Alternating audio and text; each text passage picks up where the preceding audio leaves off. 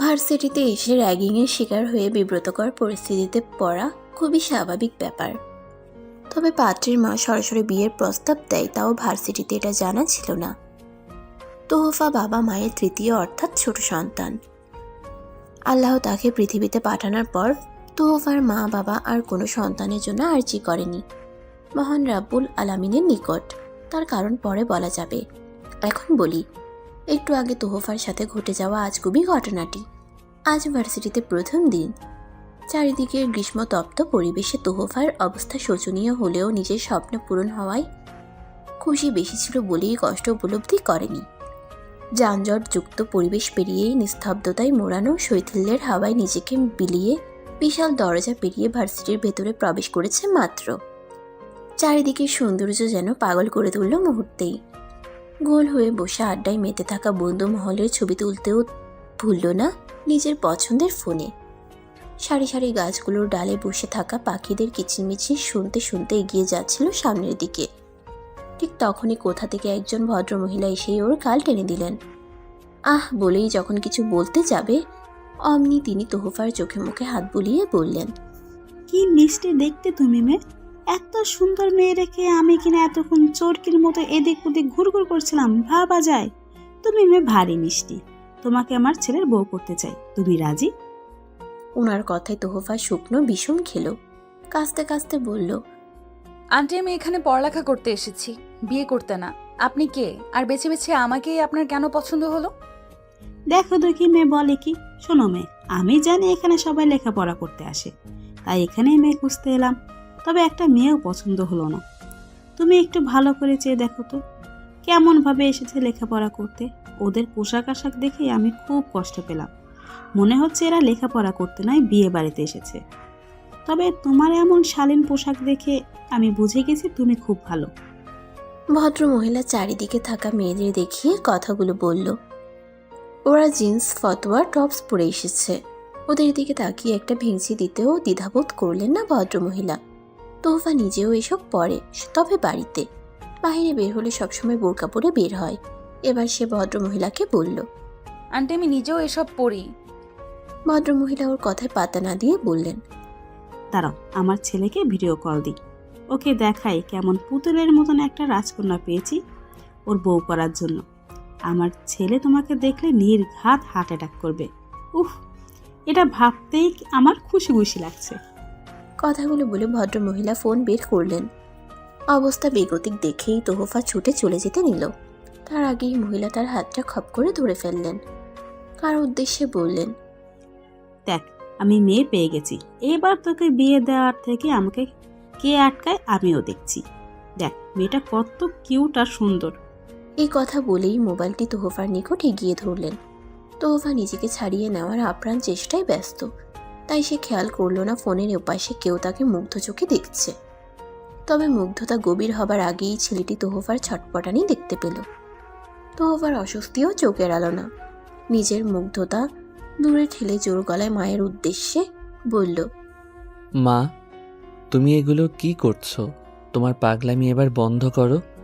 তুমি কি দেখতে পাচ্ছ তোমার পাগলামির জন্য একটা মেয়ে বিব্রত বোধ করছে?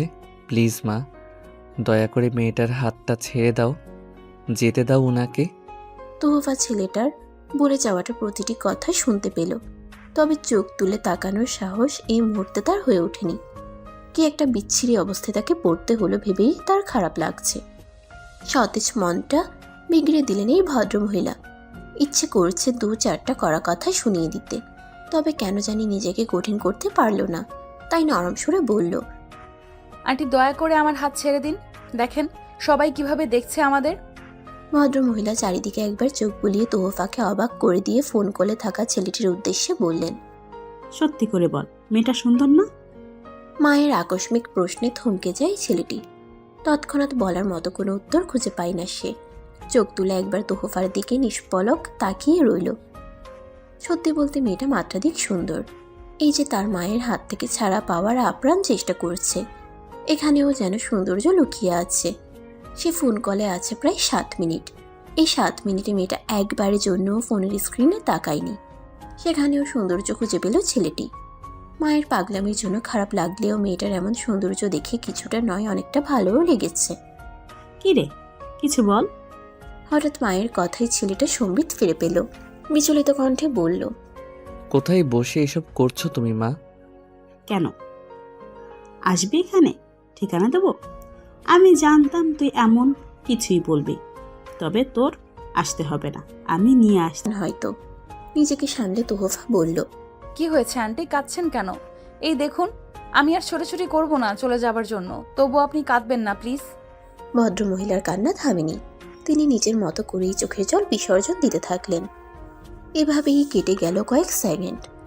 তারপর ভদ্রমহিলা বললেন, আমি ডিমেনশিয়াল নামের একটা রোগে আক্রান্ত, যাকে বলে ভুলে যাওয়া রোগ।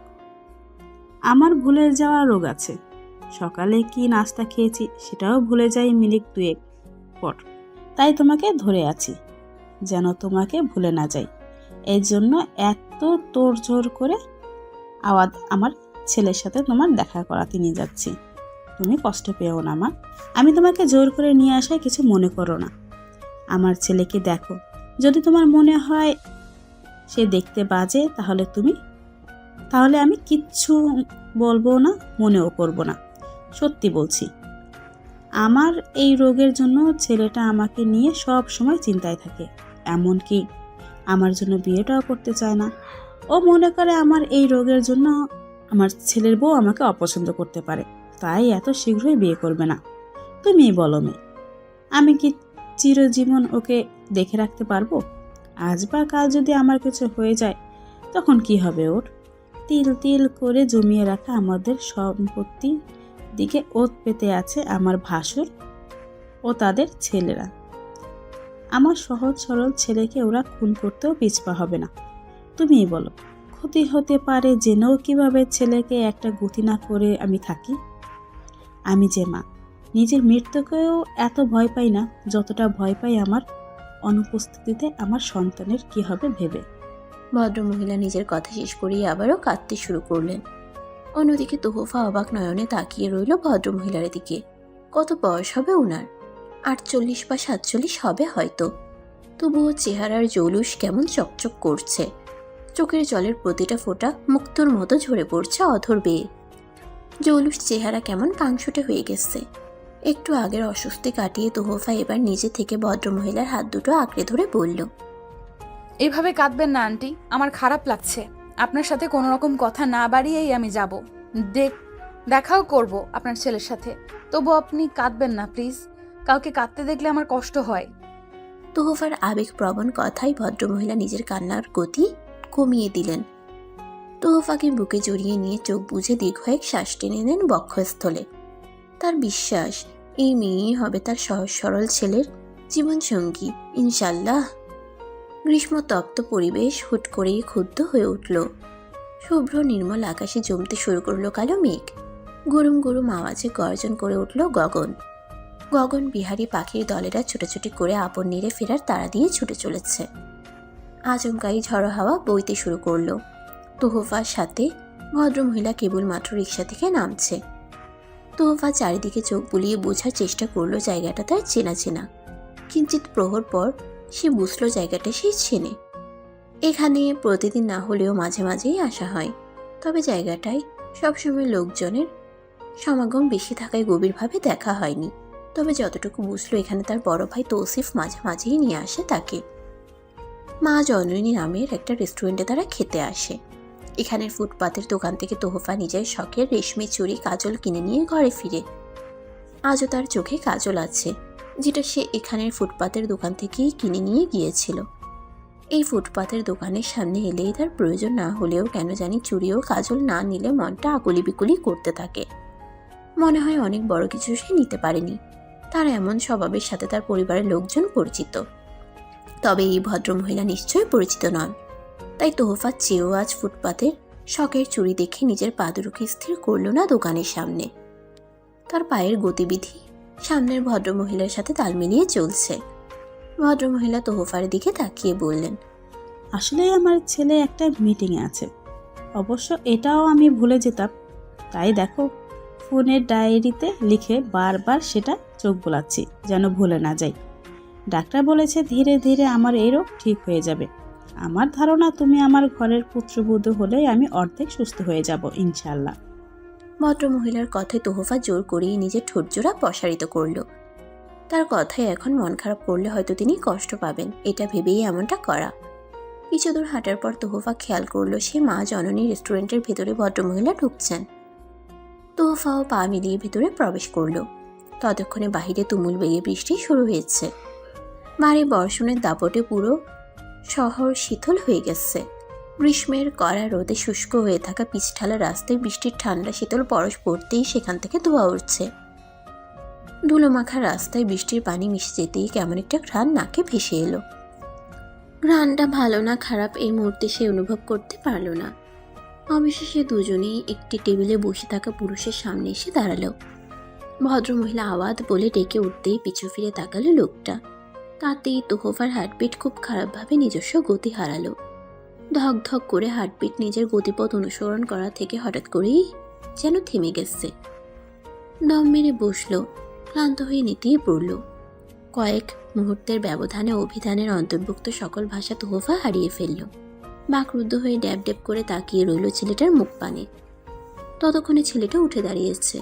নিজ দায়িত্বে তার মাকে চেয়ার টেনে বসিয়ে দিয়ে সুন্দর একটা হাসি দিয়ে তোহফার উদ্দেশ্যে বলল, বসুন। আমি খুবই দুঃখিত আমার মায়ের ব্যবহারে। অবশেষে সে আপনাকে জোর করে ধরে নিয়েই এলেন। দয়া করে কিছু মনে করবেন না, মা এমনই। আমি নিজ দায়িত্বে আপনাকে বাড়িতে পৌঁছে দিব। প্লিজ এখানে বসুন। আওয়াদের কোনো কথা তোহফার কর্ণকুহরে পৌঁছায়নি, কারণ তোহফা তখনও আওয়াদকে দেখে গভীর ঘোরের মাঝে ডুবে আছে। আওয়াদের কথা শুনবে কি করে? সে তো আওয়াদকে দেখার নেশায় তলিয়ে যাচ্ছে ধীরে ধীরে। এত সুন্দর কোনো পুরুষ হলে রোজ প্রতিটি মেয়ে নির্ঘাত হার্ট অ্যাটাক করে হাসপাতালে ভর্তি হবে। নেহাতি সে কঠিন হৃদয়ের মেয়ে, না হলে নিশ্চিত সেও হার্ট অ্যাটাক করত।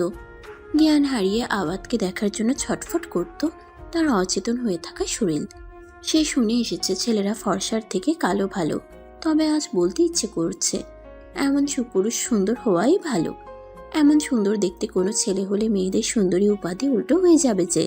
মেয়েরা অতিরিক্ত সুন্দর হলে তাদের সুন্দরী পরি আরও অনেক নামে ডাকা হয়।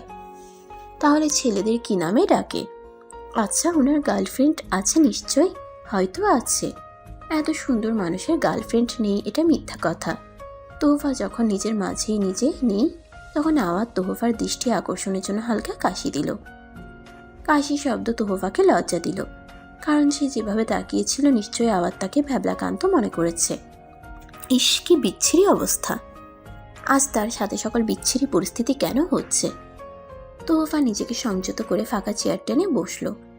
মাথা নিচু করে নিজের হাত নিজেই ঘুরতে থাকলো। যুদ্ধ করতে চাইল নিজের মন ও পল্লব জোড়ার সাথে। এমন অস্বস্তিকর পরিস্থিতিতে সে জীবনেও পড়েনি। তোহফাকে আরও লজ্জায় ফেলে দেওয়ার জন্য ভদ্রমহিলা বললেন, বলেছি না আমার ছেলে দেখতে মাশাআল্লাহ সুন্দর। দেখলে মেয়ে তুমি চোখ ফেরাতে পারছো না প্রথম দেখেই।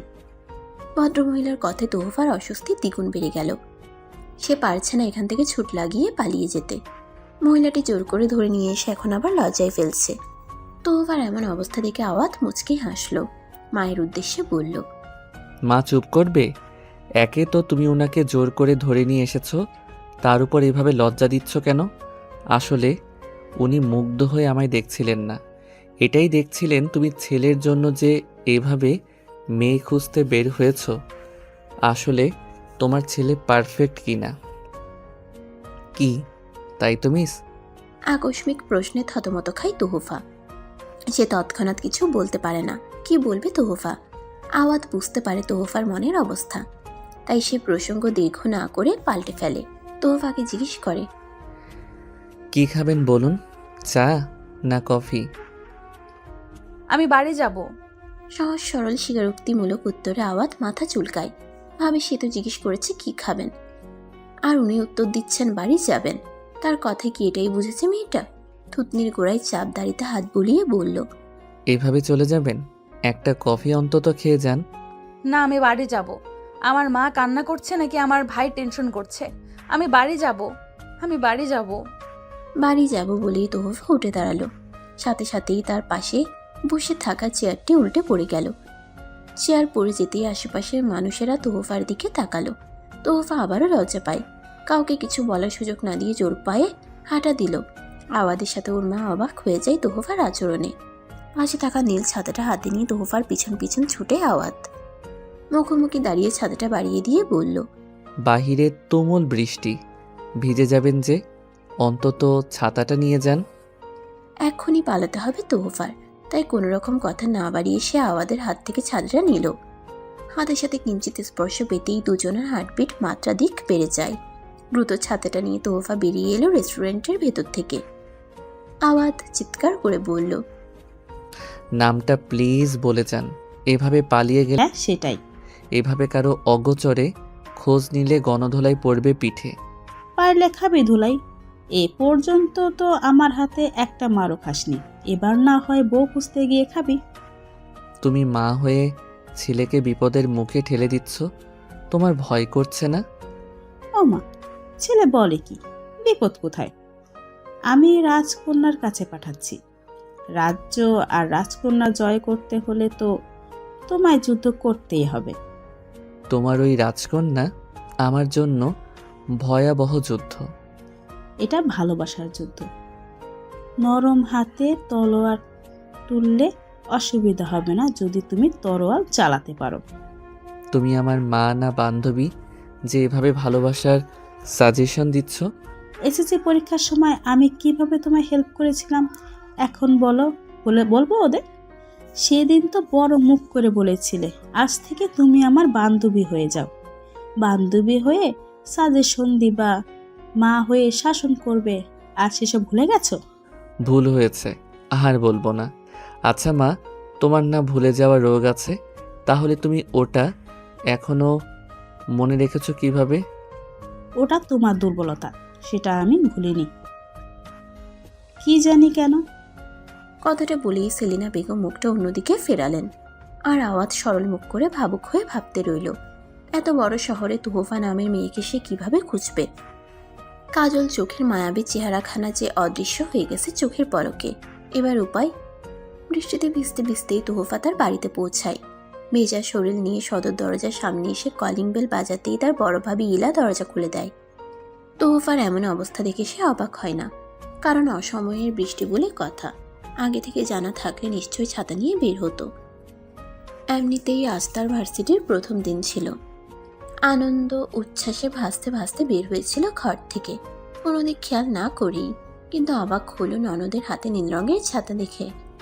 হাতে ছাতা, অথচ ননদই ভিজে জবুথবু হয়ে বাড়ি ফিরেছে। অবাক কাণ্ড। এবার ইলা খুব গভীরভাবে তোহফাকে পরখ করলো। কিছুক্ষণ পরখ করে যা আবিষ্কার করলো সেটা হলো তার ননদ ভীষণ রকমের অস্বস্তির মাঝে আছে। আর অস্বস্তির কারণ খুঁজতেই তিনি প্রশ্ন করলেন, ব্যাপারটা কি খুব সিরিয়াস ননদি? নদীর পানি বুঝি পুরোপুরি ঘোলাটে হয়ে গেছে? ভাবির রহস্যময় কথায় বেজায় বিরক্ত হলো তোহফা। হতাশ কণ্ঠে বলল, দয়া করে মজা নিও না ভাবি। একে অমন একটা ঘটনা, তার উপর এইভাবে বাড়িতে ফিরেছি। মা দেখলে নির্ঘাত আমায় সস বানিয়ে নুডলসের সাথে আজ খাবার টেবিলে পরিবেশন করবে। তোহফার কথায় ইলা ভাবুক হয়ে বলল, কেমন ঘটনা ননদি? কেউ কি হার্ট ব্রেক করেছে নাকি গাড়ি ব্রেক ফেল করেছে? আবারও মজা করছো? না না, এই যে মুখে কুলু পেটেছি আর কিচ্ছুটি বলবো না। তবে আমার হাতটা আজ সকাল থেকেই কেন জানি চুলকাচ্ছে, মনে হচ্ছে কিছু পাবো। ইলার কথার মানে ভালোই বুঝলো তোহফা। ভুল করে বাড়িতে ফিরলে তাকে তার মায়ের থেকে বাঁচানোর দায়িত্ব থাকে ইলার। আজও সে ভুল করেই বাড়িতে ফিরেছে। সে ভুল হলো বৃষ্টিতে ভিজে বাড়ি ফেরা। আর এই ভুল থেকে বাঁচানোর জন্য ঘুষ হিসেবে ইলা তার পছন্দের আইসক্রিম অথবা চকলেট নেয়। তবে আজকে ওই মাত্রাধিক সুন্দর দেখতে সুপুরুষের কথা চিন্তা করতে করতে বাড়িতে ফেরায় আনতে ভুলে গেছে। এখন উপায়? কিছু একটা ভেবে বলল, ভুলে গেছি তোমার পাওনা আনতে। বিকেলে একসাথে 2টো চকলেট কিনে দিব। এখন ঘরে যাই প্লিজ। মা এভাবে দেখলে আমাকে যে আস্ত রাখবে না ভাবি। ওকে রাজি, তবে একটা শর্ত আছে। শর্ত? আবার কি শর্ত? আজ হঠাৎ বৃষ্টিতে ভেজার আসল কারণ কি সেটা বলতে হবে। কোনো কারণ নেই ভাবি। হুম, মানছি না। নিশ্চয়ই কোনো কারণ আছে, আর সেটা গুরুতর কোনো কারণ।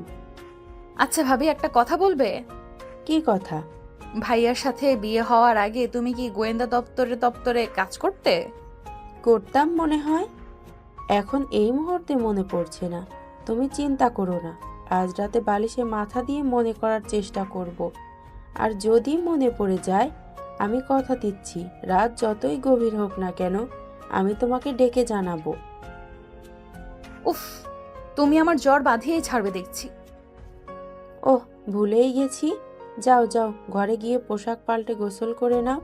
মা নামাজে দাঁড়িয়েছে, একটু পরেই সবাইকে খাবারের জন্য ডাকবে। তোমার দেরি হলে নিশ্চিত আজ তোমার গর্দান নিবে। কিছু জিজ্ঞেস করেছিলে? না। বাঁচলাম। আগে জি না, পুরোপুরি বাঁচনি। ঘর থেকে যাওয়ার আগে মায়ের পার্স থেকে যে 256 টাকা গায়েব করেছো, সেটার জন্য মা বাড়িতে তোরকালাম করেছে। বাবাকে পই পই করে বলেছে তোমার জন্য পাত্র দেখতে। তোমার মতো মেয়ে বেশি দিন এ বাড়িতে তিনি রাখতে চান না। এই রে, সেরেছে। মা টের পেয়ে গেছে? পাবে না বলছো? সকালে সবজিওয়ালা এসেছিল তাজা সবজি নিয়ে। মা বেছে বেছে সবজি কিনে টাকা নিতে গিয়ে দেখে পার্সে মাত্র 2 টাকা, একটা নোট ছাড়া কিছুই নেই। ব্যাস, তারপরে সবটা ইতিহাস। সর্বনাশ করেছে। বলছো কি? নিশ্চয়ই মাকে হালিমা কাকি টাকা ধার দিয়েছে অবশেষে। হুম। নিশ্চয়ই বলেছেন, আমার মতো মেয়ে ঘরে রেখে লাভ নেই, পরের আমানত পরের হাতে তুলে দিয়ে যেন তারা হাত পা ঝাড়া হয়ে যায়। তার জানা মতে একটা ভালো ছেলে আছে, মা চাইলেই তাদের আসতে বলবেন। এমনকি তাহাদের পছন্দ না হলে তিনি তার আপন একমাত্র ভাইপোর সাথে আমার বিয়ে দিবেন। বিয়ে যতই খারাপ হোক, মেয়ে যতই খারাপ হোক, এটা তো আর লোক জানাজানি করা যায় না। সেটা আর বলতে, এগুলো তো তার পুরাতন ডায়লগ যা রোজ মাকে দেন তিনি। এবার উপায় ভাবি। ভাবি বলেই ড্রয়িং রুম কাঁপিয়ে তোহফা হাঁচি দিল। হাঁচির আওয়াজ পেয়ে ঘর থেকে জাহানারা বেগম চিৎকার করে বললেন, কে হাঁচি দিল এলা? তোহফা নাকি? নিশ্চয়ই বৃষ্টিতে ভিজে ভিজে বাড়িতে ফিরেছে। জাহানারা বেগমের কড়া সুরের বাক শুনে তোহফা ঠকঠক করে কাঁপতে রইল। মুখে হেজাবের কোনা কামড়াতে কামড়াতে বলল, আমি আজ শেষ ভাবি। আমাকে বিয়ে নামক বলি থেকে কেউ বাঁচাতে পারবে না। চুপচাপ ঘরে গিয়ে ফ্রেশ হও, আমি দেখছি। তোহফা দৌড়ে নিজের ঘরে চলে গেল। অন্যদিকে ইলা শাশুড়ি মায়ের উদ্দেশ্যে গলা ছেড়ে বলল, মা, আমি হাঁচি দিয়েছি, নাকের ভেতরে সুরসুর করছে, তাই হাঁচি দিলাম। ছেলের বউয়ের গলা পেয়ে জাহানারা বেগম আবারও বললেন, তোমার সহজ সরল ননদি কি বাড়িতে ফিরেছে? হ্যাঁ মা, ফিরেছে তো, অনেক আগেই ফিরেছে। আপনি নামাজ পড়তে ঘরে ঢোকার সাথে সাথেই ফিরেছে। ইলা কথা বলতে বলতেই শাশুড়ি মায়ের ঘরের সামনে গিয়ে দাঁড়ালো। ওকে দেখে জাহানারা বেগম বললেন, খাবার দাও টেবিলে, এক্ষুনি সবাই খেতে চলে আসবে। সময় তো কম হলো না। জি মা, দিচ্ছি। আরে শোনো, জি মা। তোমার সহজ সরল ননদিকে বলো খাবার খেয়ে যেন একটা নাপা এক্সট্রা খেয়ে নেয়, না হলে জ্বর আসতে পারে। কেন মা?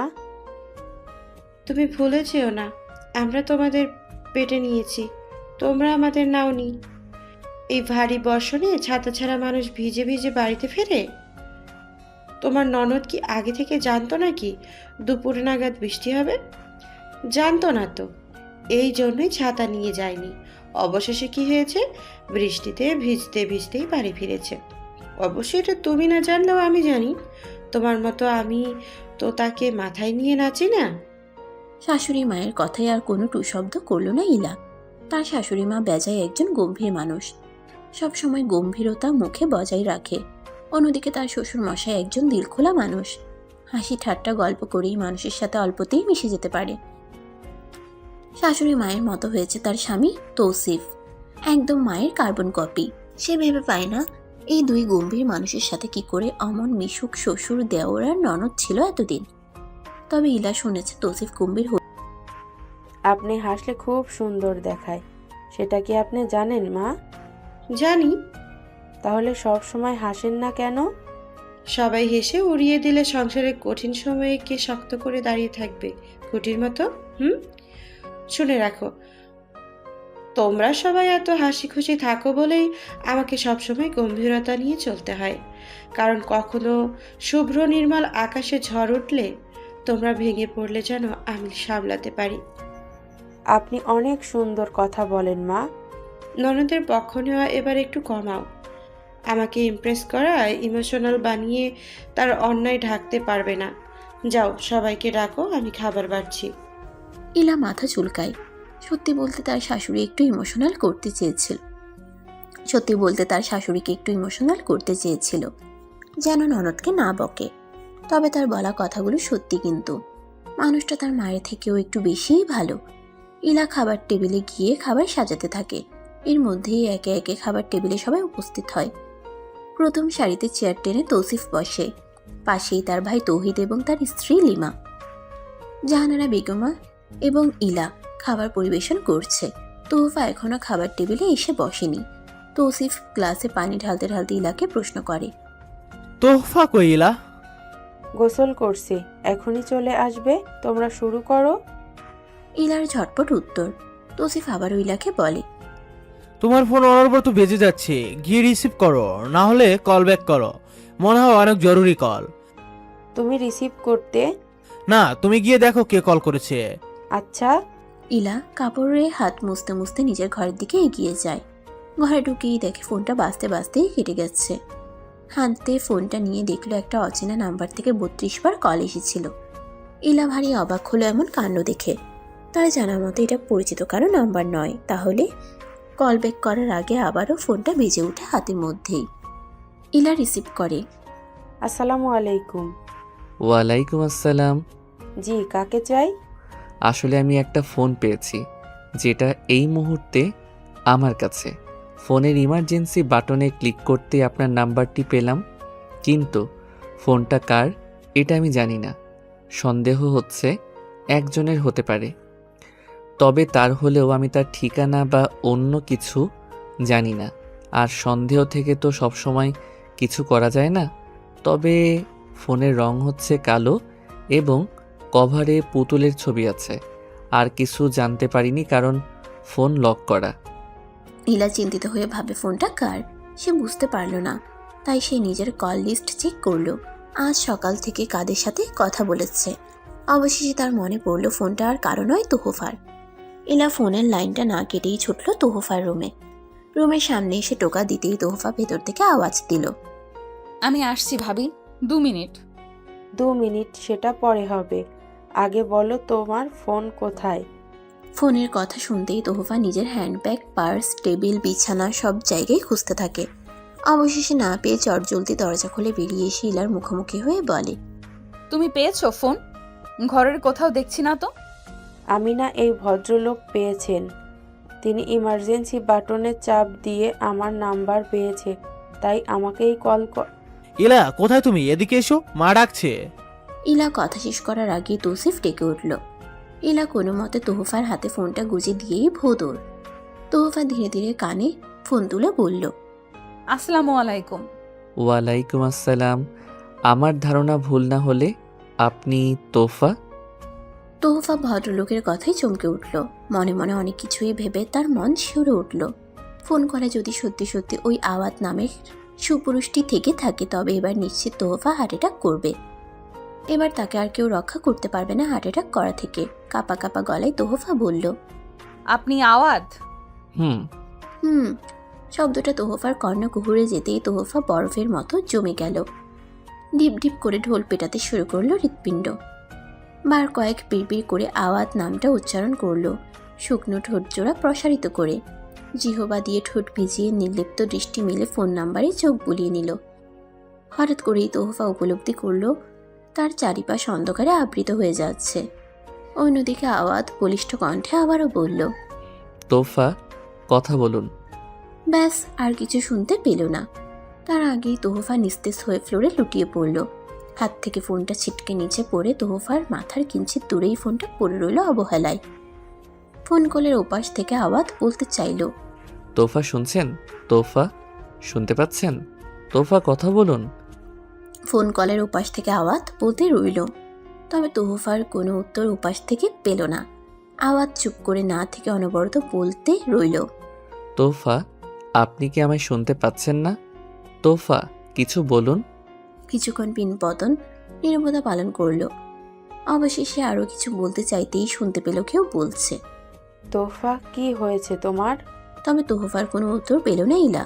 চিৎকার করে তার শাশুড়িকে ডাকলো। আম্মা, তোফা সেন্সলেস হয়ে পড়ে আছে, শরীর অসম্ভব জ্বর, শীঘ্রই আসুন। ইলার চিৎকার শুনে সকলে খাবার রেখেই ছুটে এলো। অন্যদিকে আওয়াজ নিজ উদ্যোগে ফোনটা কেটে দিল। তার যা বোঝার বোঝা হয়ে গেছে। তোহফা রেস্টুরেন্টে নিজেকে সামলে নিলেও এবার নিজেকে সামলে নিতে পারেনি। সে জ্ঞান হারিয়েছে। আওয়াজ ভাবুক হয়ে শুধু বলল, কাজল চোখের মেয়ে এভাবে কেন জ্ঞান হারালে? সামনে গেলে নিশ্চিত তোমার পরিবার আমাকে জেলে ঢোকাবে। এই ব্যাকুল হওয়ার হৃদয় নিয়ে আমি এখন কোথায় দাঁড়াবো? ভাবছি দক্ষিণা বাতাসে নাম ঠিকানাবিহীন একটা চিঠি পাঠাবো। গটগট আওয়াজ তুলে মাথার উপর চলতে থাকা ফ্যান নেই শব্দ হচ্ছে। পিটপিট করে তোহফা চোখ খুলে তাকাতেই তার বুকে ভারী কিছু অনুভব হলো। ভালো করে লক্ষ্য করে দেখতেই বুঝলো তার মাতাকে জড়িয়ে ঘুমিয়ে আছে। চারিদিকে একবার চোখ বুলিয়ে বোঝার চেষ্টা করলো এই মুহূর্তে সে কোথায়। খেয়াল করলো নিজের বিছানায় শুয়ে আছে। উত্তরের জানালা গলে সূর্যের তেজি রশ্মি চোখে মুখে আশ্রে পড়ছে। ফুরফুরে বাতাসে জানালার পর্দা তিত্তির করে কাঁপছে। ঘড়ির কাঁটা এখন কোথায় থেমেছে সেটা তোহফা জানে না। ঘরের সাদা রঙের দেয়ালের চারিদিকে চোখ ঘুরিয়ে সময় দেখার জন্য দেয়াল ঘড়িটা খুঁজল। অবশেষে না পেয়ে তার মনে পড়ল ঘড়িটা নষ্ট হয়ে গেছে 2 দিন আগেই। ছোট ভাই তৌহিদ বলেছে শুক্রবার একটা নতুন ঘড়ি কিনে নিয়ে আসবে। তোহফার মাথা প্রচণ্ড পরিমাণে ভারী হয়ে আছে। কোনো মতে ডান হাতটা সরিয়ে মাথায় দিতেই জাহানারা বেগমের ঘুম ছুটে গেল। তিনি চোখ খুলে তাকাতেই দেখলেন তোহফা জেগে আছে। ধরফরিয়ে উঠে বসলে তোহফার মাথায় গলায় হাত দিয়ে কিছু একটা বোঝার চেষ্টা করলেন। কিছুক্ষণ পর বুকে মমতার সাথে জড়িয়ে নিলেন তোহফাকে। মায়ের বুকের সাথে তোহফা মিশে গেল ছোট্ট বাচ্চাদের মতো করে। জাহানারা বেগম নরম সুরে গরম কিছু কথা বললেন। কতবার বলেছি বৃষ্টি, তুমি বৃষ্টিতে ভিজবা না, কিন্তু আমার কথা কে শোনে? তুমি কেন বোঝো না? তোমার কিছু হলেই বাড়ির পুরো অন্ধকার নেমে আসে। এত ছোট হলে কিভাবে হবে তোহফা? আমি বলবো একটু, গতকাল বিকেল থেকে আজ পর্যন্ত ঘরের প্রতিটা সদস্য কিভাবে সময় কাটিয়েছে তুমি জানো সেটা? 103 ডিগ্রি জ্বর নিয়ে সেন্স হারিয়ে ফ্লোরে পড়ে গেলে। গোটা একটা রাত তুমি বেহুশ হয়ে এই বিছানায় পড়েছিলে জ্বরের জন্য। আর কবে বড় হবে একটু বলো আমায়। মায়ের কথায় তোহফা অবাক হলো। সে কাল বিকালে জ্ঞান হারিয়েছিল, আর আজ সকালে তার জ্ঞান ফিরেছে। আল্লাহ, এতটা সময় সে সেন্স হারিয়ে পড়েছিল। এসব ভাবার কিছুক্ষণ পরে তোহফার বুকটা ধক করে উঠল আওয়াদের কথা মনে পড়ে। ওই লোকটার জন্যই তোহফা জ্ঞান হারিয়েছিল তখন।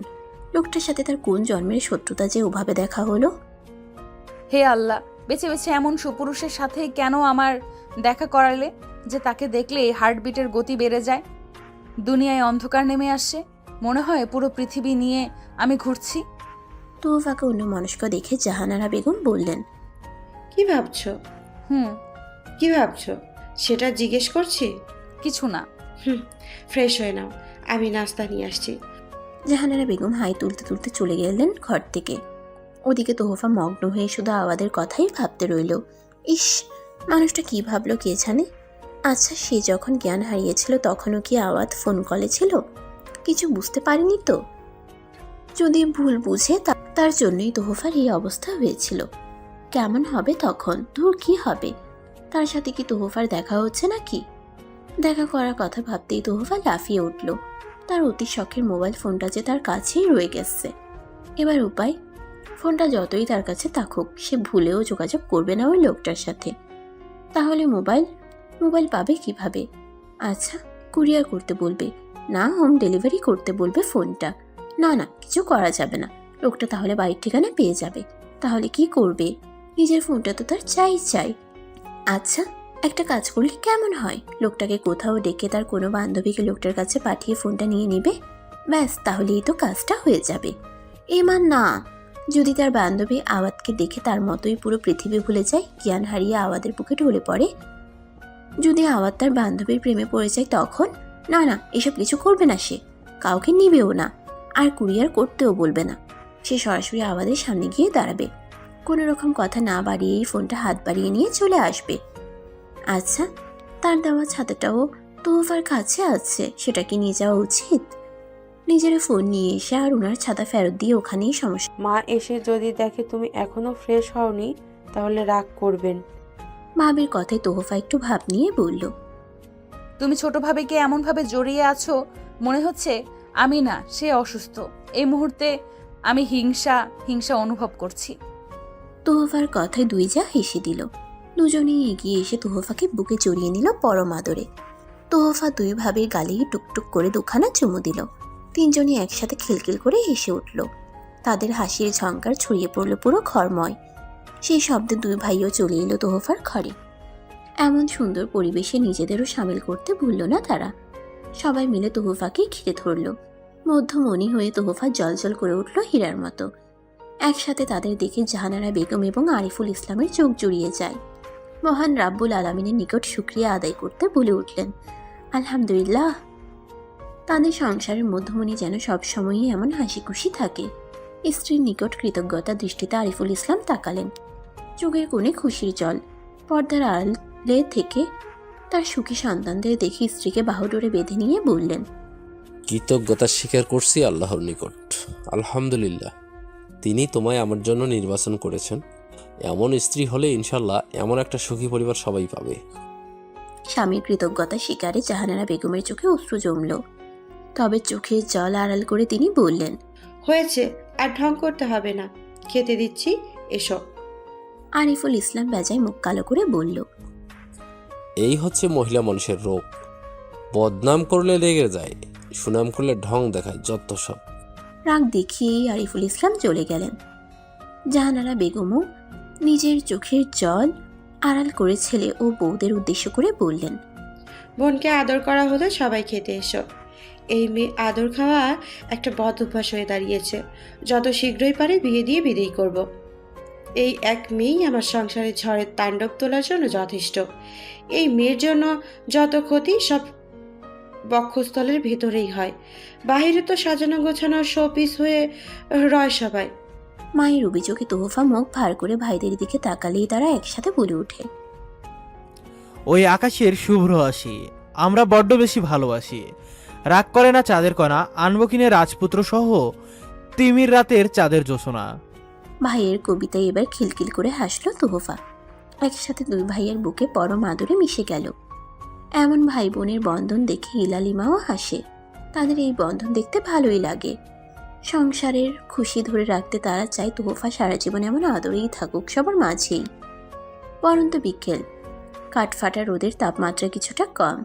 উত্তরের জানালার কাছ ঘেঁষে দাঁড়িয়ে ভাবুক মনে তোহফা কিছু ভাবছে।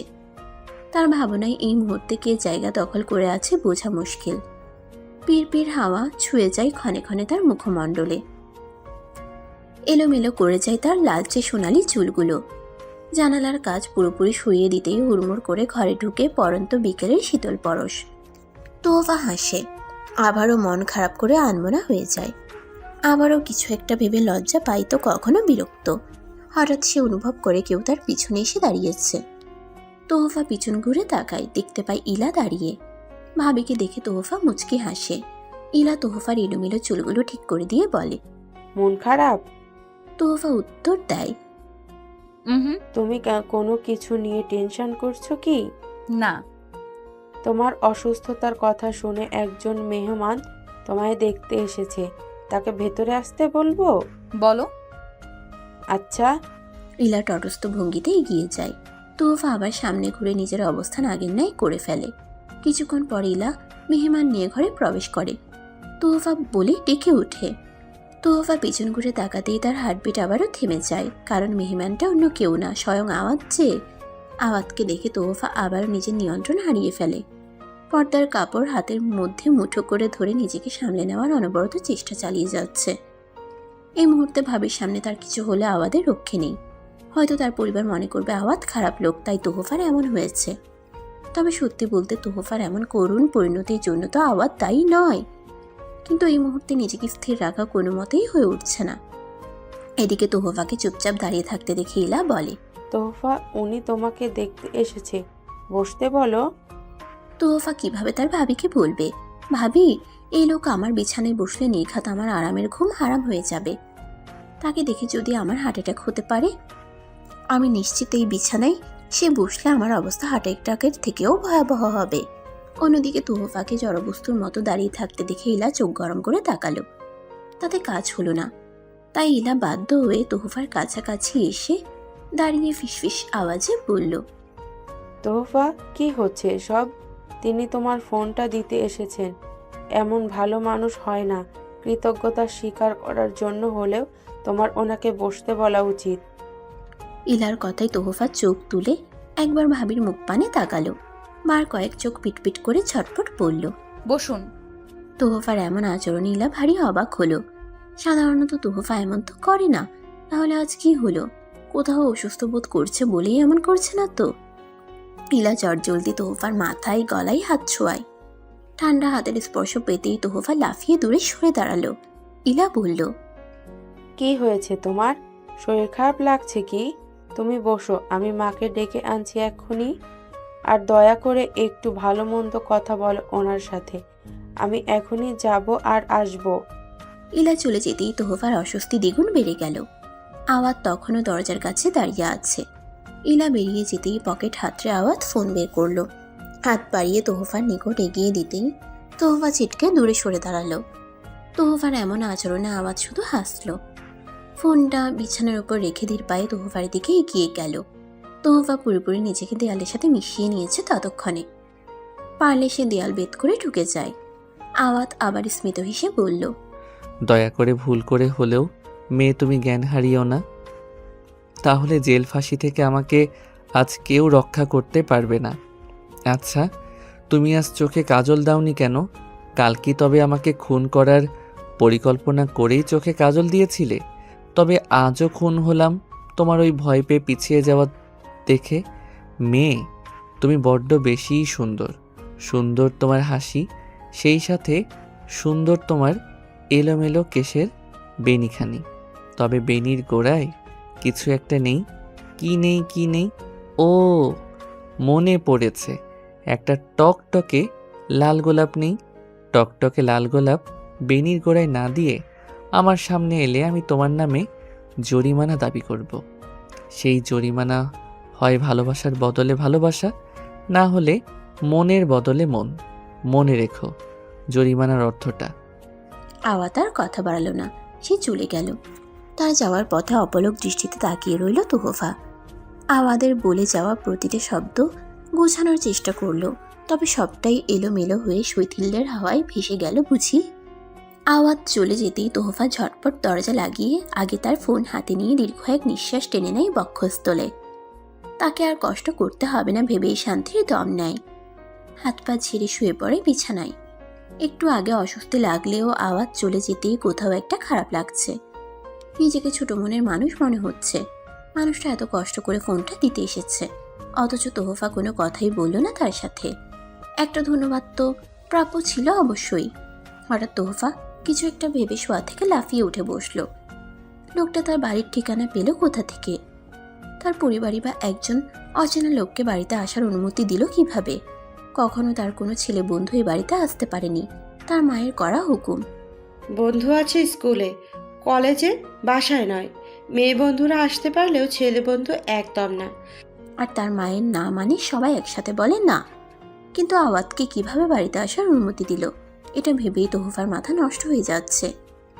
অবশেষে উপায় না পেয়ে দরজা খুলে ড্রয়িং রুমে ইলার কাছে যাওয়ার উদ্যোগ নিল। ড্রয়িং রুমে পা রাখতেই তার চক্ষু চড়ক গাছ। হায় আল্লাহ, এখানে দেখি চাঁদের মেলা বসেছে। তার দুই ভাই, তাদের স্ত্রী, বাবা মা, সাথে আওয়াদও তার মা বসে খোশ গল্পে মেতেছে।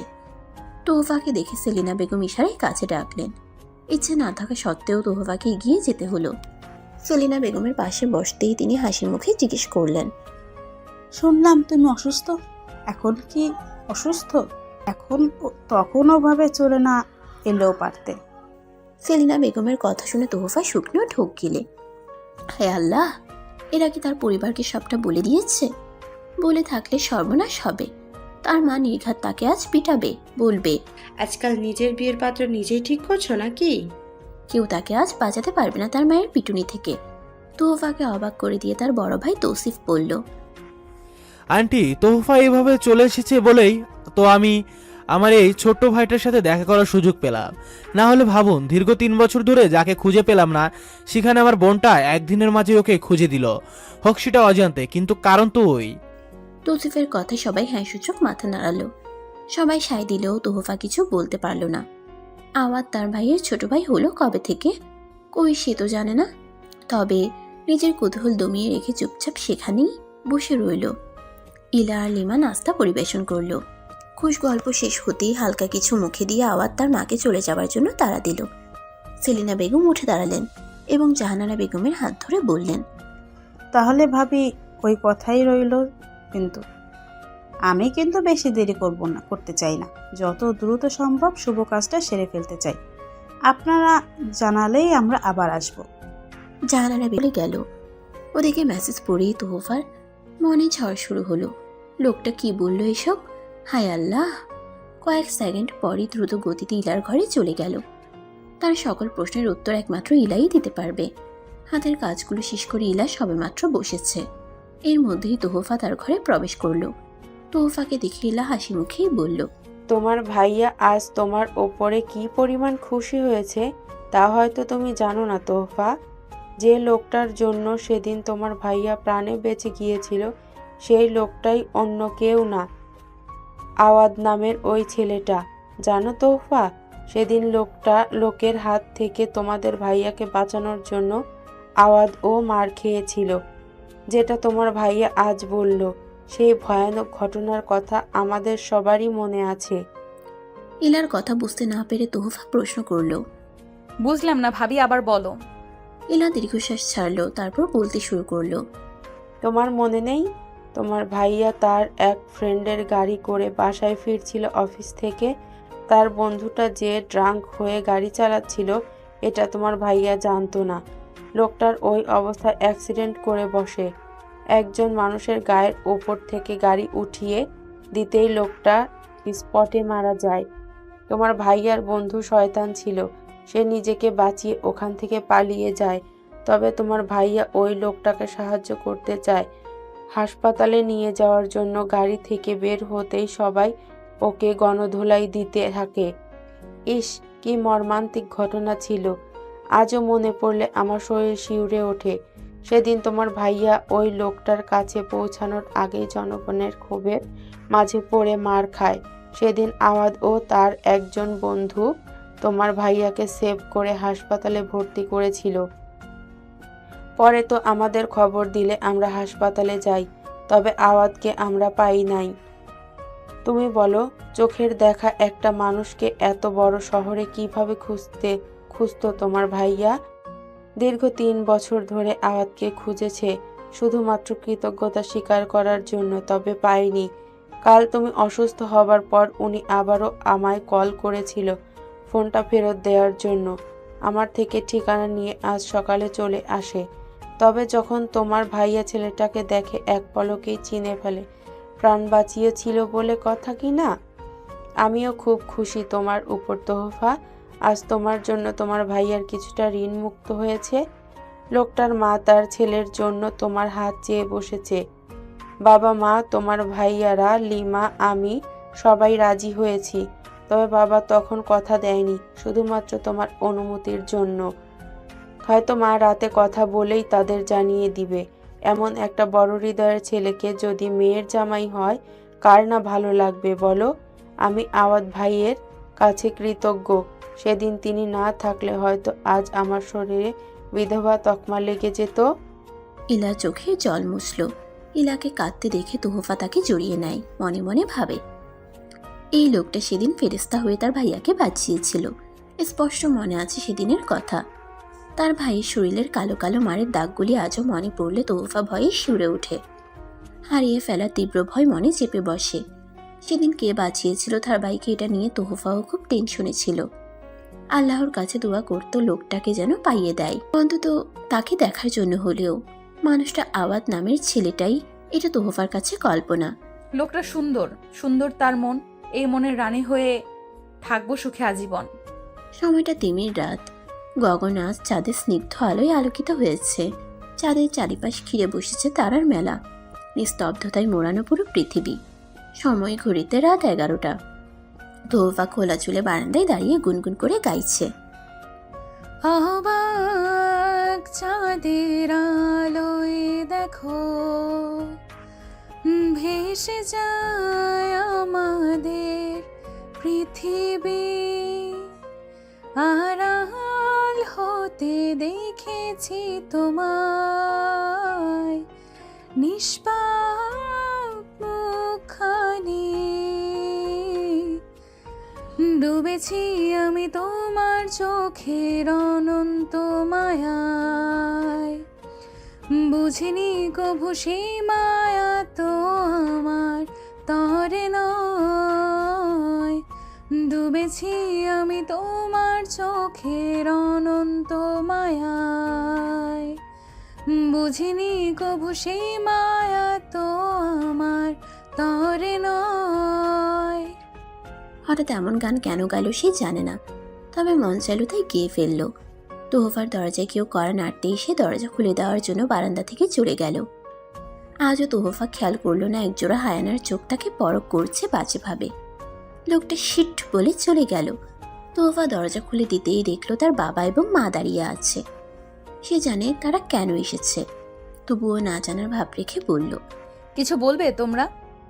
জাহানারা বেগম হাসলেন। ঘরে ঢুকতে ঢুকতে বললেন, ওষুধ খেয়েছো? তোহফা জবাব দিল। তোহফাকে কাছে বসিয়ে কোনো ভনিতা না করেই তার বাবা জিজ্ঞেস করলেন, তুমি কাউকে পছন্দ করো মা? তোহফা চমকে তাকে তার বাবার মুখ পানে।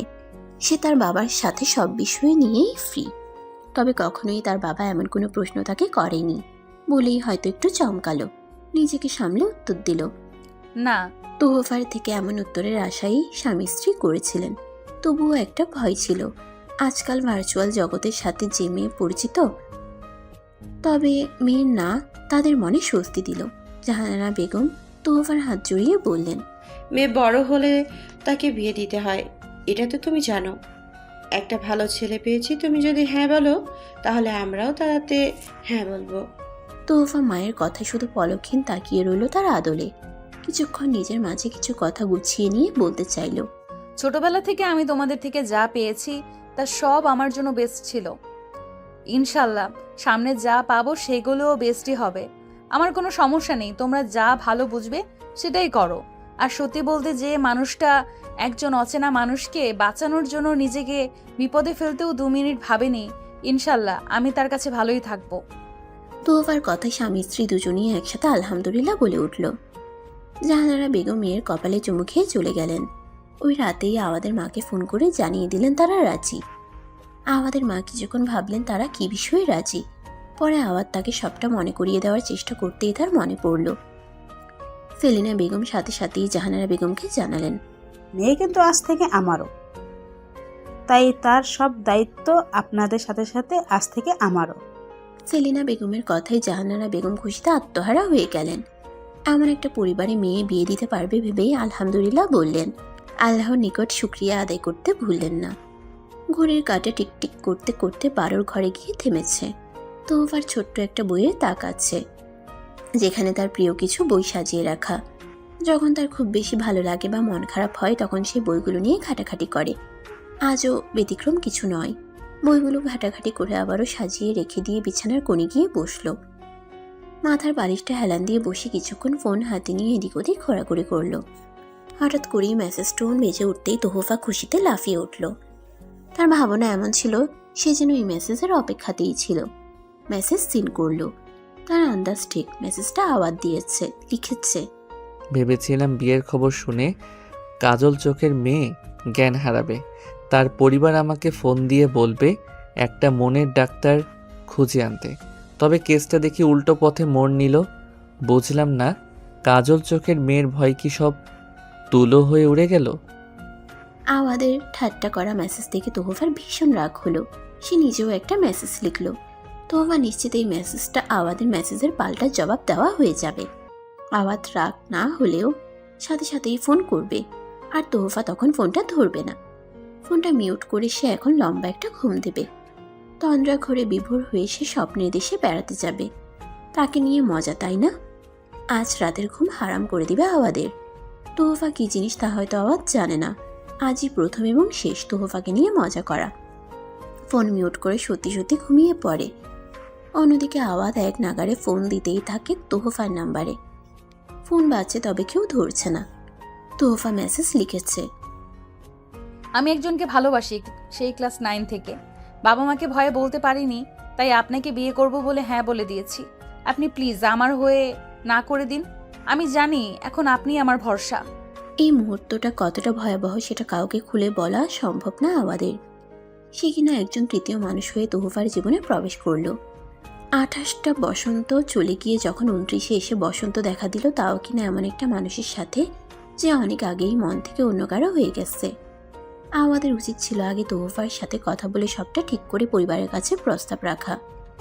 এখন সে কিভাবে বলবে সে তোহফাকে বিয়ে করতে পারবে না? যে পরে প্রস্তাব দিয়ে এখন কিভাবে সে নাকচ করবে? তবে সব একদিকে আর তার ভাঙা হৃদয়টা যে অন্যদিকে চলে গেল। রুমে প্রবেশ করলো।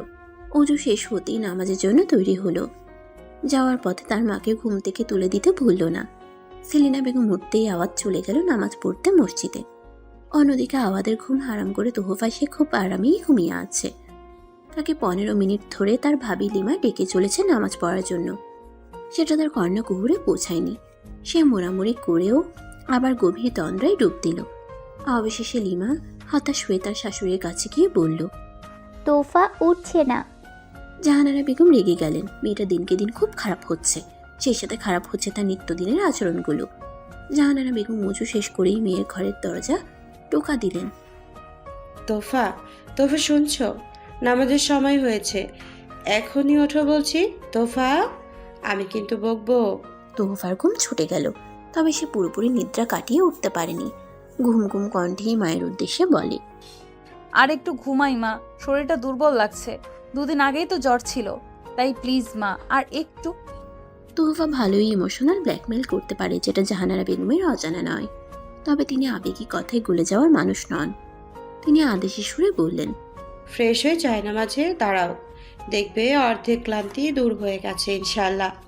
বাকি অর্ধেক নামাজ শেষ করে কোরআন তেলাওয়াত করো বা তোমার ভাবি পড়বে সেটা শোনো। অবশেষে অন্ধকার কাটতেই ভাইদের সাথে একটু বাইরে থেকে ঘুরে এসো, ইনশাল্লাহ পুরোপুরি ক্লান্তি দূর হয়ে যাবে। উঠো বলছি তোহফা। তুমি যদি না ওঠো আমি আজ পটল ভাজি করব, সাথে কিন্তু কই মাছ ভুনা করব, বলে রাখলাম। উঠেছি, তুমি যেগুলো বলেছো সেই সব করব। তবুও তুমি পটল ভাজি আর কই মাছ রান্না করো না প্লিজ মা। জাহানারা বেগম কথা শেষ করার আগেই তোহফা দরজা খুলে তার মায়ের উদ্দেশ্যে কথাগুলো বলল। জাহানারা বেগম আড়ালে মুখ লুকিয়ে মুচকি হাসলেন। তিনি তার এই আদরে বকে যাওয়া মেয়েকে কিভাবে শায়েস্তা করতে হয় সেটা ভালো করেই জানেন। জাহানারা বেগম ঠিক আছে বলে চলে গেলেন। অন্যদিকে তোহফা ঘুমে ঢুলতে ঢুলতেই নামাজের প্রস্তুতি নিতে চলে গেল রুমের ভেতরে। শুভ্র নির্মল আকাশে ঝলমল করতে করতে সূর্যি মামার আগমন হচ্ছে ধীরগতিতে। ফুরফুরে শৈথিল্য হাওয়া মন প্রাণ জুড়িয়ে দিচ্ছে ক্ষণে ক্ষণে। পাখিরা নিজ বাসা থেকে তাড়া নিয়ে বেরিয়ে পড়েছে খাবারের সন্ধানে। ছোট ছোট পায়ে মাথায় ঘোমটা ও টুপি দিয়ে ছেলে মেয়ে চলেছে মক্তবখানায়। 2-1 মানুষের আনাগোনা ছাড়া তেমন কারো দেখা নেই পথের বাঁকে। সেই পথের বাঁক ধরেই 3জন মানুষের মাঝে মধ্যমণি হয়ে হেঁটে চলেছে তোহফা। কিছুক্ষণ পরপর বাবা ভাইয়েদের কথায় খিলখিল করে হাসছে সে। আকাশি রঙের 3 পিস পরিধান করে সাধারণ ঘরের মেয়ে হয়েই হেঁটে চলেছে। তার ছোট জোড়া প্রসারিত হতেই তা মুগ্ধ হয়ে দেখছে তৌসিফ, তৌহিদ, সাথে তাদের বাবা আরিফুল ইসলাম। তাদের এই মধ্যমণি হাসলে যেন মুক্ত ঝরে, আর তার কান্না যেন একটা ভয়াবহ ঘূর্ণিঝড়ের সমান। তোহফা ছোট্ট বাচ্চাদের মতো একবার বাবার হাত তো অন্যবার বড় ভাই এবং ছোট ভাইয়ের হাত পাল্টাপাল্টি করে হেঁটে চলেছে। ওর এমন বাচ্চামি তারাও উপভোগ করছে মন থেকে। এভাবেই সময় গড়িয়ে যখন 4টায় গিয়ে থেমেছে, তখন তারা বাড়ির পথে রওনা হয়েছে। তাদের 4 জনের দিকে লক্ষ্য করে আশেপাশের অনেকেই কানাকানি করতে ভুলছে না। এটা রোজ হয়, তাই তাদের নতুন করে বলা বা শোনার মতো কিছু নেই। এলাকার অনেক মানুষ তোহফাকে দেখে হিংসা অনুভব করে, কেউ বা প্রশংসায় পঞ্চমুখ। ভালো খারাপ দুটো মিলিয়েই জীবন সংসার। এখানে আপনি শুধু ভালো পাবেন না, দুটো মিলেমিশে ছিল এবং থাকবে। তোহফা বড় ভাইয়ের হাত ধরেই আপন মনে হাঁটছে। হঠাৎ তার ভাইয়ের চলন্ত পা জোড়া থেমে যেতেই তোহফাও থেমে গেল। ভাই কারো দিকে তাকিয়ে আছে অবাক হয়ে। মায়ের দৃষ্টি লক্ষ্য করে তোহফা ওর তাকায়। তখন সে দেখতে পায় খানিকটা দূরেই আওয়াজ একটি চায়ের দোকানে চা খাচ্ছে। এদিক ওদিক তাকিয়ে আবারও গরম চায়ের কাপে চুমুক দিচ্ছে। কয়েক মুহূর্তেই চা শেষ হয়ে গেল। বিল মিটিয়ে দিয়েই আওয়াজ পিছুপা হতেই মুখোমুখি হয়ে গেল তোহফা ও তৌসিফের। তৌসিফের পাশে তোহফাকে দেখে আওয়াদের ঠোঁটের কোণে হাসি ফুটে উঠল। তবে তা স্থায়ী হলো না তোহফার লেখা মেসেজের কথাটা মনে পড়তেই। আওয়াজ হাসি মুখে হাতটা বাড়িয়ে দিল তৌসিফের দিকে। আসসালামু আলাইকুম ভাইয়া, ভালো আছেন? তৌসিফ উত্তর দিয়ে আওয়াদের বাড়িয়ে দেওয়া হাতের সাথে হাত মেলায়, বুকে জড়িয়ে নিতে ভুলে না। এমন সময় তোহফার চোখে চোখ পড়ে যায় আওয়াদের। ধক করে ওঠে বুক, হার্টবিট ঢিপ ঢিপ করে আওয়াজ তুলে। আওয়াদের ক্লান্ত চোখ দেখে আটকে ওঠে তোহফা। টিপ টিপ করে ওঠা হৃদয়ে হুট করেই ব্যথা অনুভব হয়। মেসেজটা দিয়ে কি বেশি বাড়াবাড়ি করে ফেলেছে নাকি? কয়েক মুহূর্ত ভেবে তোহফা মনে মনেই বলে, না, সে ভুল করেনি। মানুষটা তাকে নিয়ে মজা করেছে। মজা করার শাস্তি স্বরূপ এটাই তার পাওনা ছিল। আওয়াজ তোহফার দিকে পলকহীন ভাবে তাকিয়ে আছে। মেয়েটা অস্বস্তির জন্য ঠিকমতো তাকাতে পারছে না তার দিকে। বারবার তার আঁখে পলক জোড়া এদিক ওদিক ঘুরিয়ে নিচ্ছে। আওয়াজ তবে ভুল মানুষের কাছে শেষে কিনা মন দিয়ে বসলো। ভালোবাসার মানুষের কাছে অপরাধী হবার থেকে না হয় আওয়াজ পরোপকারী মানুষ হিসেবে রইল। আওয়াজ যখন নিজের মনের সাথে কথোপকথনে ব্যস্ত, তখন তৌসিফ বলল, এত সকাল সকালে এদিকে কোনো কাজ ছিল বুঝি? আওয়াজ অমনোযোগী থাকায় প্রথমে খেয়াল করলো না তৌসিফের কথা। তাই সে বলতেই তৌসিফ বলে, চলো একসাথে নাস্তা করবে আমার সাথে, মা তোমায় দেখলে খুশি হবে অনেক। না ভাইয়া, আজ না, অন্য কোনো দিন। আজ একটু তাড়া আছে, তাই আসি। আওয়াজ বিদায় নিয়ে চলে গেল। আওয়াদের যাওয়ার পথে কিছুক্ষণ তাকিয়ে রইল তোহফা। তার হঠাৎ করেই খুব কষ্ট হচ্ছে বুকের ভেতরে। কেন হচ্ছে জানে না। সকালে নামাজ শেষ করেই ভাইদের সঙ্গে হাঁটতে চলে এসেছে, তাই ফোনটা চেক করা হয়নি। আওয়াজ কোনো মেসেজ দিয়েছে কিনা সেটাও দেখা হয়নি। এখনই বাড়িতে গিয়ে ফোনটা চেক করতে হবে। তোহফা ভাইয়ের হাত ধরেই জোর পায়ে হাঁটতে রইল। আচমকা বোনের গতিপথ পাল্টে যেতেই ভারী অবাক হলো তৌসিফ। তবে তেমন কিছু প্রকাশ করল না। বোনটা যে অবুঝ চঞ্চল চড়ুই পাখি। টেবিলের উপরে বাজতে থাকা ফোনটির দিকে বিরক্তির দৃষ্টিতে তাকালো লিমা। মেজাজটা তার বিগড়ে যাচ্ছে। ইচ্ছে করছে ফোন নামক এই যন্ত্রটাকে আছাড় মেরে ভেঙে দিতে। তবে চাইলেও কি সব সম্ভব? একবার দুবার করে ফোনটা এ পর্যন্ত 9 বার বেজেছে, তবুও তার বেজে যাওয়া আওয়াজ কমছে না। এবার একরাশ বিরক্তি নিয়ে ফোনটা রিসিভ করলো। ওপাশ থেকে অসহায় কণ্ঠে একজন বলল, রাগ করছিস কেন? খুব প্রয়োজন না হলে তোকে কি বলতাম বল মা? তোর বাবার প্রেশারের ওষুধটা শেষ। বাড়িওয়ালা এসে কাল রাতে ঝগড়া করে গেছে। কোনোভাবে যদি বেশি না 5,000 টাকা দিতি খুব উপকার হতো। জোরে নিঃশ্বাস ছেড়ে দম নিল লিমা। কিছুটা উত্তেজিত হয়ে বলল, এটা আমার শ্বশুর বাড়ি, কোনো টাকার গোডাউন না যে যখন তখন চাইলেই টাকা দিবে। গেছে মাসেও তো তোমার জামাইয়ের থেকে চেয়ে 15,000 টাকা দিলাম। এই মাসে কিভাবে আবার চেয়ে দিই বলবা একটু? মেয়ের কথায় লতিফা বেগম কষ্টে কেটে দিলেন। কথাটা যে 100 ভাগ সত্যি বলেছে তার মেয়ে লিমা। তবে খুব দরকার না হলে এভাবে বেহায়ার মতো চাইতো না সে। তারও লজ্জা লাগে, বিবেক বাধা দেয় এভাবে চাইতে। তবে কথাই বলে অভাবে স্বভাব নষ্ট। কিছুটা ওরকমই অবস্থা লতিফা বেগমের এখন। ঘরের একমাত্র কর্ম করা লোকটা যে পৃথিবীর মায়া ত্যাগ করে সবাইকে রেখে চলে গেছে। আজ যদি তার কিছু না হতো নিশ্চয় তাদের পরিস্থিতি এমন হতো না। কষ্টের চোটে লতিফা বেগমের সকল কথা বরফের মতো জমে গেল। দলা পাকিয়ে আটকে গেল গলায়। অনেক কিছু বলতে চেয়েও পারলেন না, তাই বাধ্য হয়ে ফোনের লাইনটা কেটে দিল। এদিকে মায়ের কোনো সারা শব্দ না পেয়ে লিমা বার কয়েক মা মা বলে ডাকলো। তবে উপাস থেকে কোনো টুশব্দ এলো না।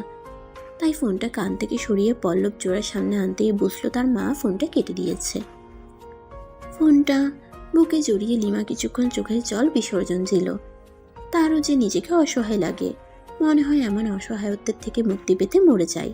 তবে কিভাবে কি হবে? চাইলেই সে মৃত্যুকে আলিঙ্গন করতে পারে না। আচমকা পিঠে কারো স্পর্শ পেতেই চমকে ওঠে লিমা। তহিদের ফেরার সময় হয়ে গেছে, নিশ্চয়ও ফিরে এসেছে। লিমাকে এভাবে দেখলে হাজারটা প্রশ্ন করবে। পরবর্তীতে এক প্রকার জোর করেই সবটা শুনবে। তারপর নিজের সাধ্য মতো চেষ্টা করবে সাহায্য করার। তবে রোজ রোজ স্বামীর থেকে এমন হাত পেতে টাকা নিয়ে নিজের পরিবারকে দিতে ভালো লাগে না। একটু হলেও নিজের আত্মসম্মানবোধ আছে যে। নিজেকে সামলে পেছন ফিরতেই আরও চমকে যায় লিমা, কারণ পেছনে তার স্বামী নয়, ননদ দাঁড়িয়ে আছে। তোহফাকে এই অসময়ে তার ঘরে দেখে লিমা অবাক হলো। স্বাভাবিকভাবে জিজ্ঞেস করলো, কিছু বলবে তোফা? হুম, বলো। এটা দিতে এলাম। এটা আগেই চেয়েছি, তবে কিছু ঝামেলার জন্য হয়ে ওঠেনি। তোহফা কিছু টাকা লিমার দিকে এগিয়ে দিল। লিমা অবাক চোখে তাকিয়ে কিছু প্রশ্ন করার আগেই তোহফা বলল, সারাদিন বন বন করে মাথা খাও, অথচ নিজের মনের খবর একটুও বলনি কেন? সেদিন আন্টির সাথে বলা তোমার সব কথা শুনেছি, আজও শুনলাম, তাই আর দেরি না করে নিয়ে এলাম। ধরো। তোহফা টাকাগুলো এগিয়ে দিল। লিমা এই মুহূর্তে কিছু বলার ভাষা খুঁজে পাচ্ছে না, তবুও কিছু বলতে চেয়েও পারল না, কথাগুলো গলায় আটকে গেল। তোহফা লিমার এমন করুণ অবস্থা দেখে জড়িয়ে নিয়ে বলল, ভালোবাসার মাপ নেই, তাই আপন মানুষ। তৌহিদ বোনের কথায় জিহবাই কামড় দিয়ে বলে, ইস, ভুলেই গিয়েছিলাম, এখনই দিচ্ছি। তৌহিদ আলমারি থেকে টাকা বের করে তোহফার দিকে এগিয়ে দিল। তোহফা নিজেরটাও বুঝে নিয়ে বলল, ভাবিরটা কোথায়? তৌহিদ বাম হাত থেকে ডান হাতে এনে তোহফাকে দেখিয়ে বলল। এই যে তোর ভাবির। তোহফা হেসে উঠল খিলখিল করে। তৌহিদ আলাদা ভাগে দুটো ভাগ করে লিমাকে টাকা দিল। এখানে যেটা আছে এটা তোমার, আর এটা মাকে পাঠিয়ে দিও, ওখানে 4000 আছে, লাগলে বলো আরো দিব। তোহফা লিমার দিকে ইশারা করলো টাকাটা নিতে। লিমা টাকা নিতেই এক ছুটে তোহফা নিজের ঘরে চলে এলো। ফোনটা হাতে নিয়ে এলো ব্যালকনিতে। মেসেজ চেক করতেই আমাদের দেওয়া মেসেজটা চোখে পড়ে। তোহফা নতুন মেসেজ লিখলো, একটা বিকেল দিলেই আমাকে আমার ভালোবাসার মানুষের হাতে তুলে দিবেন, কথা দিচ্ছেন তো? মিনিট সময় পার হতেই আওয়াত মেসেজ দিল। হুম। তোহফা মুখ টিপে হাসলো। আওয়াত মনে মনে যে খুব কষ্ট পাচ্ছে সেটা ভালোই বুঝলো। তোহফা লিখলো, বাবা মাকে বলবেন না আমি বিয়েটা করব না। বলবো না। সত্যি? 3 সত্যি। সরি আপনাকে কষ্ট দেওয়ার জন্য। কি করব বলুন, আমি যে অন্য কাউকে ভালোবাসি। অসুবিধা নেই, বুঝতে পেরেছি। অভিশাপ দিবেন না তো? হঠাৎ এমন প্রশ্ন? শুনেছি কেউ কাউকে না পেলে নাকি অভিশাপ দেয়, সেই অভিশাপে মানুষ। মানুষ কি? জানি না, তবে অভিশাপ দিবেন না প্লিজ। দিব না। তাহলে পরশু দেখা করি। শিওর? হুম। অসুবিধা হবে না? যদি আমার সাথে দেখা করলে তোমার ভালোবাসার মানুষ কিছু মনে করে? সে আমাকে বিশ্বাস করে, কিছু মনে করার কোনো চান্সই নেই। এত শক্তি ভালোবাসায়? জি, কাউকে ভালোবাসুন তাহলে বুঝবেন। আচ্ছা ভালো থাকবেন, মা ডাকছে। কোথায় কখন দেখা করব আপনাকে মেসেজ করে জানিয়ে দিব। আওয়াদের মেসেজের অপেক্ষা না করে তোহফা ফোনটা রেখে দিল। বিছানায় শুয়ে গড়াগড়ি দিচ্ছে আর আপন মনে হাসছে। লোকটা বোকা, একটু বেশিই বোকা। ওদিকে আওয়াদের বুকটা ক্রমশ ভারী হয়ে আসছে। তোহফা তাকে কিনা বলছে কাউকে ভালোবাসুন তাহলে বুঝবেন, অথচ মেয়েটা জানেই না ভালো না বেশি আওয়াত প্রেম রোগে আক্রান্ত হয়েছে। ভালোবাসে না বলছে কেন, বাসে তো, হয়তো সময়সীমা অল্প। তার ইচ্ছে হচ্ছে সময়টা এখানেই থেমে থাক। তার আর তোহফার কথোপকথনের সময়টা এভাবেই বন্দি হয়ে মুখের বাঁ পাশে চিরস্থায়ী হয়ে বসবাস করুক। যেহেতু মেয়েটা তার নয়, তাহলে কেন সে চাইবে মেয়েটা অন্য কারো হোক? যতই হোক, আওয়াজ যে মেয়েটাকে পছন্দ করে, ভীষণ রকমের পছন্দ, যাকে বলে প্রেম ও সুখ।